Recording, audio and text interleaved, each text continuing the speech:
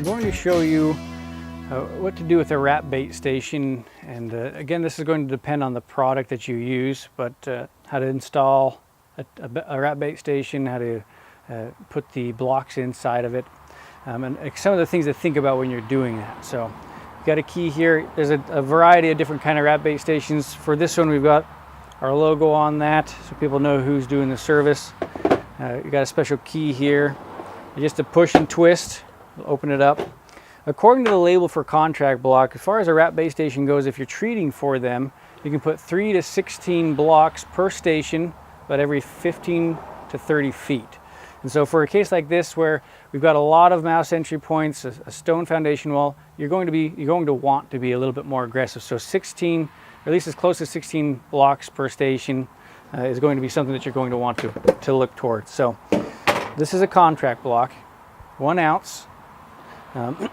Generally, a pregnant mouse can eat a whole block in a day. That will definitely kill her. But keep in mind that if that's what a mouse can eat, you'll want to have a lot of bait in there. So you've got a sticker here to identify what product that you're using. They come with the stations. You'll take that off. In most cases, we'd want to put it on the front just so it's easy to see. To put it here, you'll take a pen and you'll write onto it the product that you're using and the date that you put it out there. Right? So what you have is you have a couple of skewers here. You've got 2. You've got 3 locations that you can do that. There's a couple things to keep in mind. The rat bait station is designed to keep kids out of it. So if you were to try to stick your fingers in there to get around this corner to grab this bait and pull it out, it's going to be rather difficult, even if you have your child with a really small arm. And so generally these are going to be pretty safe. Dogs will have a challenge chewing into them. It can happen, so you want to be aware of that, but generally for the most part, they won't really bother with it. For the state of Connecticut, we're actually required to tether these down. It's pretty similar in most other states that you have to tether them down in some way to make sure they don't get carried off by animals or people.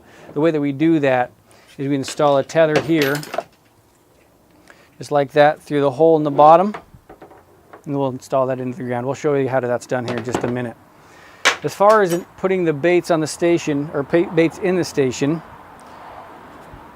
these blocks come with holes already punched through them, so you'll put 3 on each one. You're going to push it down in there. One of the things to keep in mind is just setting it in there is not going to be enough. If you jar that around, it might come loose and blocks could fall out. So what they have is a little clip that if you push down on, you might be able to hear it pop into place where it's locked, right? So there's 3. You can put another 3, that will give us 6. For this station, the max number that you're going to be able to put in here is going to be 8. And that'll be okay. Again, you're going to push it down there until it pops. Make sure that's secure.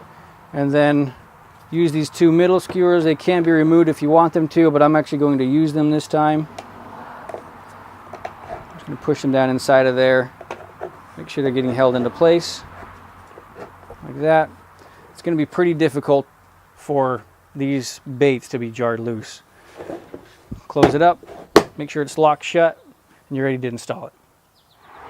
One of the natural habits of a mouse or a rodent is to hug against the wall. So these are designed so the opening for them to get in is against the back side here. So whenever you're placing a rat bait station, keep in mind that you're trying to put this in their path.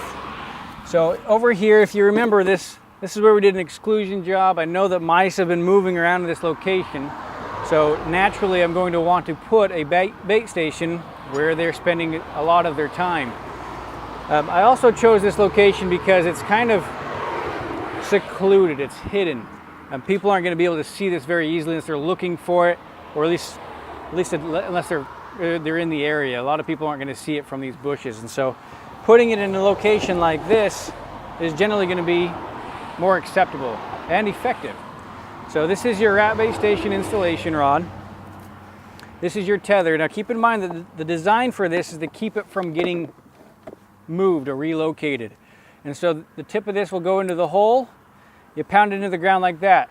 Some people, I mean, it's hard to see sometimes, or it's a little bit confusing, but you pound it in the ground like this, and so that when you try to pull up on it, it'll actually turn sideways in the dirt and grip as an anchor in the soil. So let's do that, see what it looks like. I don't want to go too far away or else I can't put the station against the side of the house. So I'm going to try to pound it about right here to make sure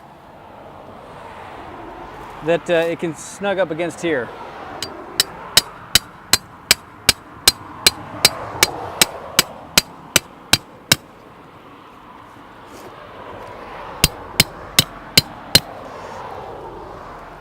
I hit a rock there, so we're going to call that good for now. We're going to test it, pack the dirt down around that wire. We're going to pull up on it. It feels pretty snug. I don't think anything's going to move that away. I'm just going to place it right up there against that wall